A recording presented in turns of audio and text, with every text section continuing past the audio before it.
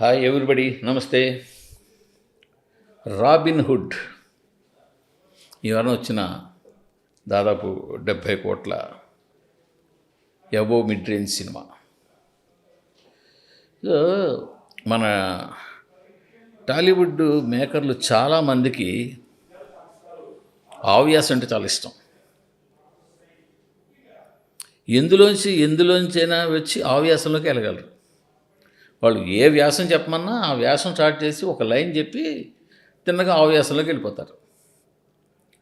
ఇది అదొక పేటెంట్, అదొక కళ తెలుగులో చాలామంది డైరెక్టర్లకి. సో రాబిన్ హుడ్లో ఓపెన్ సీన్ చూస్తే అరే వెంకీ కుటుంబంలో కూడా ఒక డిఫరెంట్ సీన్ ప్రజెంట్ చేశాడు. ఎక్కడో శ్రీలంక తమిళనాడు బోర్డర్లో ఎక్కడో ఒక రిమోట్ హిల్ ఏరియాలో ఒక రిమోట్ మీద భయంకరమైన వెళ్ళని వచ్చి అక్కడున్న భూసారాన్ని చూసి ఇక్కడ గంజాయి పండుతుంది కాబట్టి ఈ విలేజ్ నాది అనౌన్స్ చేసి కట్ చేసే సీన్ ఉంది కదా. సో 5 ఏళ్ళు లేట్ అయినా 5 ఏళ్ళ క్రితం స్క్రిప్ట్ రాసుకున్నా 5 ఏళ్ల పాటు ఫైన్ ట్యూన్ చేసుకుంటూ వస్తున్నా అప్డేట్ సినిమాతో వస్తున్నాడు వెంకీ కుడుములా అనిపించింది ఆ ఒక సీన్. సో ఆ తర్వాత నుంచి ఇంకా రొటీన్లోకి వెళ్ళిపోయింది. అదే నేను చెప్పినట్టు ఏ వ్యాసంతో స్టార్ట్ చేసినా ఆ వ్యాసంలోకి వెళ్ళినట్టు. వీళ్ళు ఏమనుకుంటారంటే ఒక మంచి పాటలు, మంచి ఫైట్లు, ఒక అందమైన హీరోయిన్, ఒక హుక్ స్టెప్పు, 4 పంచులు, 2 కామెడీ సీన్లు, ఇవన్నీ ప్యాక్ చేస్తే సినిమా పాస్ అయిపోతుంది, దాన్ని కాస్త పుల్ చేసే హీరో ఉంటే సరిపోతుంది అనే భ్రమంలోంచి ముందు టాలీవుడ్ బయటకు రావాలి. ఆ రోజులు పోయాయి, ఆ జమానా పోయింది. ఇంకా జనాలు దాన్ని యాక్సెప్ట్ చేసే మూడ్ నుంచి బయటకు వచ్చేసారు. ఏదో ఒకళ్ళిద్దరు పెద్ద హీరోలకో సీనియర్ హీరోలకో ఎగ్జామ్షన్ ఉంటే ఉండొచ్చు కాక, బట్ మిగిలిన వాళ్ళకి లేదు. పడుతూ లేస్తూ ఫెయిల్ అవుతున్నా సరే కొత్తగా ట్రై చేస్తూ రావాల్సిందే. వచ్చి ఎవరికి వాళ్ళు వాళ్ళ ఓన్ మార్కెట్ క్రియేట్ చేసుకోవాల్సిందే. లేదంటే ఎంత పబ్లిసిటీ చేసినా ఎంత హడావుడి చేసినా ఓపెనింగ్ తెగదు. రాబిన్ హుడ్ సినిమాకి టీం ఎంత కష్టపడిందో అంత కష్టపడింది. పబ్లిసిటీ కంటెంట్ ఎక్స్ట్రాడినరీగా తయారు చేసింది. నితిన్ లాంటి హీరో జనాల్లోకి వెళ్ళి విపరీతంగా కష్టపడ్డాడు. వదిలిన ప్రతి పబ్లిసిటీ కంటెంట్కి మంచి రెస్పాన్స్ వచ్చింది. ఇన్ని వచ్చినా కూడా సరిగ్గా టికెట్లు తగలేదంటే రీజన్ ఏంటన్నమాట, జనాలకి ముందే ఆ సినిమా మీద ఒక అభిప్రాయం వచ్చేసింది ఆల్రెడీ. ఇది ఆవ్యాసం లాంటి సినిమా, రొటీన్ సినిమా అని చెప్పి.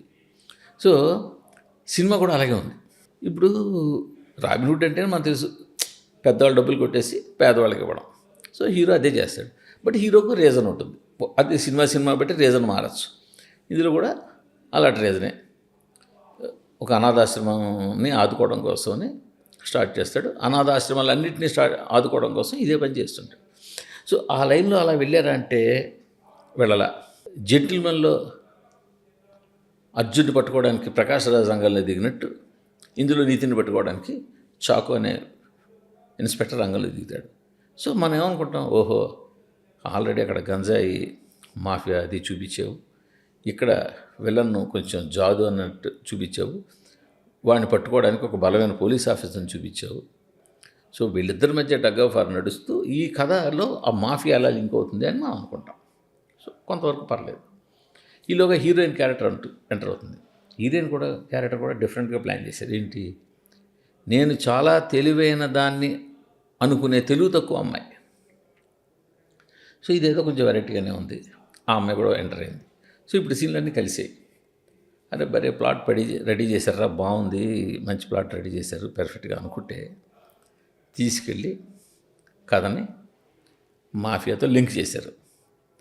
ఇంకక్కడి నుంచి కొత్త వ్యాసం వండడం రాలా, ఏం చేయాలో తెలియలా.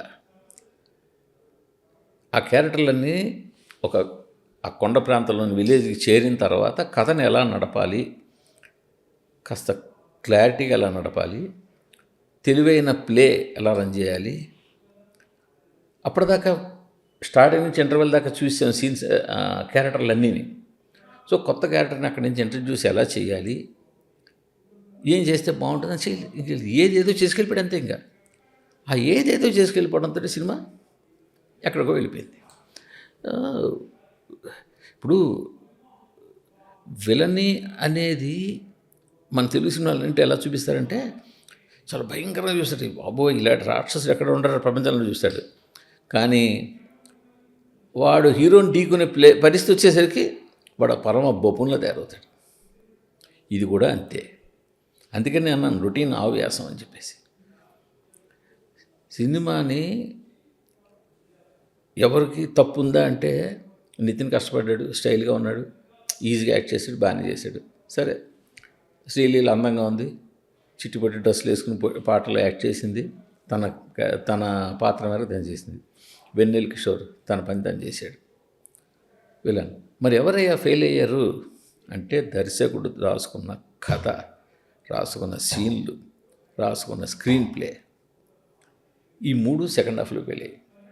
ఈ మూడు కనుక సెకండ్ హాఫ్లో మరి కొంచెం ఈ 5 ఏళ్ల పాటు ఆలోచించినప్పుడు ఈ సెకండ్ హాఫ్ను కనుక అట్లీస్ట్ కొంత మార్చుకోగలిగి ఉంటే సినిమా అట్లీస్ట్ యావరేజ్ అనిపించుకుని ఉండేది. ఎందుకంటే రొటీన్ సినిమా అయినా కూడా పర్లేదురా, సినిమా బాగానే ఉంది అనిపించుకునేసండి. ఎప్పుడైతే ఫస్ట్ హాఫ్ వరకు కంప్లైంట్ ఉండదు, ఫస్ట్ హాఫ్ వరకు ఈవెన్ రొటీన్ అయినా మనకు తెలిసిందైనా కొంచెం ఎంటర్టైన్మెంట్, కొద్దిగా ఏదో వెంకీ కుటుంబ మార్కు ఫన్ను, ఇవన్నీ బాగానే ఎమోషన్ ఇవన్నీ టచ్ చేసి బాగానే వెళ్ళిపోతాయి. బట్ సెకండ్ హాఫ్కి వెళ్ళిన తర్వాత దర్శకుడు చేతులు ఎత్తేసాడు, ఏం చేయాలో తెలియలేదు. అసలు ఎంత రొటీన్ అంటే ఎక్కడో తమిళనాడు బోర్డర్లో ఉన్న విలన్కి ఎక్కడో ఇక్కడ తెలుగు రాష్ట్రాల్లో ఉన్న హోమ్ మినిస్టర్కి ముడిపెట్టడం, వీళ్ళిద్దరికీ ఎక్కడికో డేవిడ్ అంటూ ఫారిన్లో వాడిని ముడిపెట్టడం, ఇవన్నీ కూడా పరమ రొటీన్. మన రాఘవేంద్రరావు, కోదండరావు రెడ్డి సినిమాల నుంచి చూస్తున్నాం ఇవన్నీ. ఇప్పుడు అవే తీస్తామంటే ఇంకెంతకాలం? అసలు ఎందుకు? ఇప్పుడు హీరో విలన్ని కన్ఫ్యూజ్ చేస్తుంటాడు. ఏ అంటాడు, ఏ అంటే వాడు నమ్మేస్తే నేను ఏ అంటే నమ్మేసావా అంటాడు. మళ్ళీ బి చెప్తాడు, బి అంటే నమ్మకపోతే నువ్వు నమ్మలేదు కదా, నేను నిజమే చెప్పాను అంటాడు. వాడు నమ్మితే అబ్బాయి నేను నమ్మేసావు కదా, మళ్ళీ నేను అబద్ధమే చెప్పాను అంటాడు. ఇలా కన్ఫ్యూజ్ చేసేది విలన్ కన్ఫ్యూజ్ అవుతున్నారు, ఒక ప్రాబ్లం లేదు. చూసే ఆడియన్ కన్ఫ్యూజ్ అవ్వకూడదు, ఏం చేస్తున్నాడో అనిపించుకోకూడదు. ఇక్కడ జరిగిన సమస్య అది. రెండోది,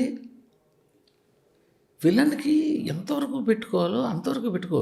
ప్రతి వాళ్ళు ఇంటర్నేషనల్ మాఫియా, ఇంటర్నేషనల్ డాన్లు, ఇంటర్నేషనల్ ఎందుకు అవసరం? ఈ కథకి ఎంత కావాలి? ఈ కథకి ఆ విలన్ దాకా సరిపోతాడు కదా. కొన్ని డ్రగ్ లైసెన్స్ కావాలి, ఎక్స్పోర్ట్ చేసుకుంటే సరిపోతుంది కదా. వీడు ఎక్కడికో డాన్ దగ్గరికి వెళ్ళడం, ఆ డాన్కి ఇంకో డాన్ ఉండడం, దీనికి మళ్ళీ ఆంధ్ర హోమ్ మినిస్టర్తో లింక్ ఏంటో, ఎంత పరమ రొటీన్గా కన్ఫ్యూజ్గా అయిపోతుంది కదా.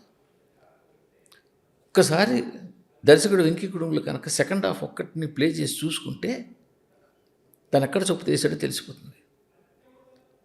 ఏం చేశాడు? హీరో, హీరోయిన్, కమెడియన్, విలన్ ప్లేస్లోకి వచ్చి ఏం చేశారు? పైగా అక్కడ అన్నీ చాలా లింకులు, ఇంటర్నల్ లింకులు, ట్విస్టులు, లింకులు అని మీరేమో ట్విస్టు లింకులు అనుకుంటున్నారు.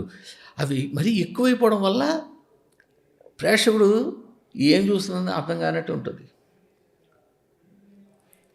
మీరు సింపుల్ కథ చెప్పినా, వైవిధ్యమైన కథ చెప్పినా ప్రేక్షకుడికి అర్థమయ్యేలా చెప్పాలి, ప్రేక్షకుడికి విసుగు రాకుండా చెప్పాలి, ప్రేక్షకుడు దాన్ని ఎంజాయ్ చేసేలా చెప్పాలి.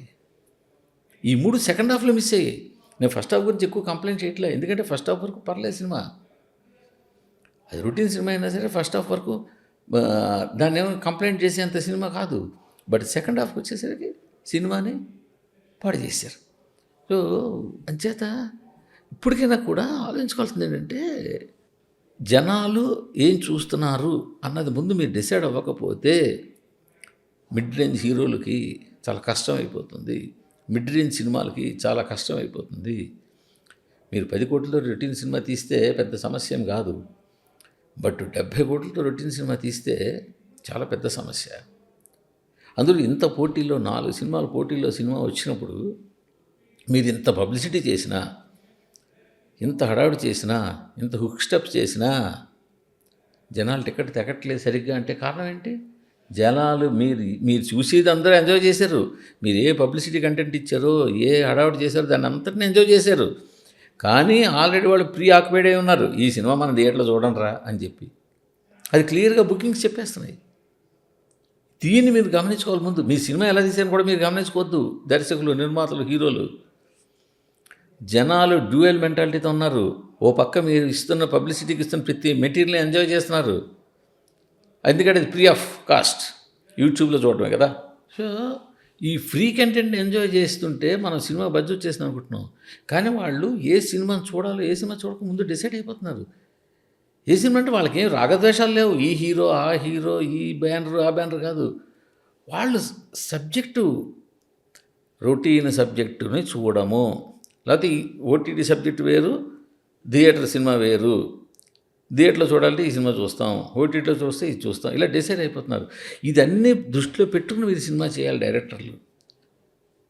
పైగా ఇప్పుడు ఏ సినిమాని కూడా నేను నితిన్ ఇంటర్వ్యూ చేసినప్పుడు క్వశ్చన్ అడిగా, మీరు బౌండ్ స్క్రిప్ట్ ఇచ్చారా, బౌండ్ స్క్రిప్ట్ విన్నారా అంటే లేదు అక్కడక్కడ చెప్పారు అన్నాడు. సో అక్కడే అర్థమైపోతుంది. అక్కడక్కడ చెప్పకుండా మొత్తం బౌండ్ స్క్రిప్ట్ విని ఉండుంటే నితిన్ కూడా ఈ అనుమానం వచ్చి ఉండేది, ఏంటి సెకండ్ హాఫ్ ఇలా ఉందని చెప్పేసి. సెకండ్ హాఫ్ ఏం చేయాలో తెలియక చేతులు ఎత్తేసారు. కాసేపు అక్కడే ఉన్నా అంటాడు, కాసేపు బయటకు వచ్చి అంటాడు, కాసేపు 5 కోట్లు అంటాడు, కాసేపు కొండ మీద నివాసం అంటాడు, కాసేపు తాతయ్య అంటాడు, ఏదేదో చేస్తారు. సో ఈ కన్ఫ్యూజన్లో రాబిన్ హుడ్ అనే సినిమా మిజరబుల్గా ఫెయిల్ అయింది. Sorry to say. Thank you.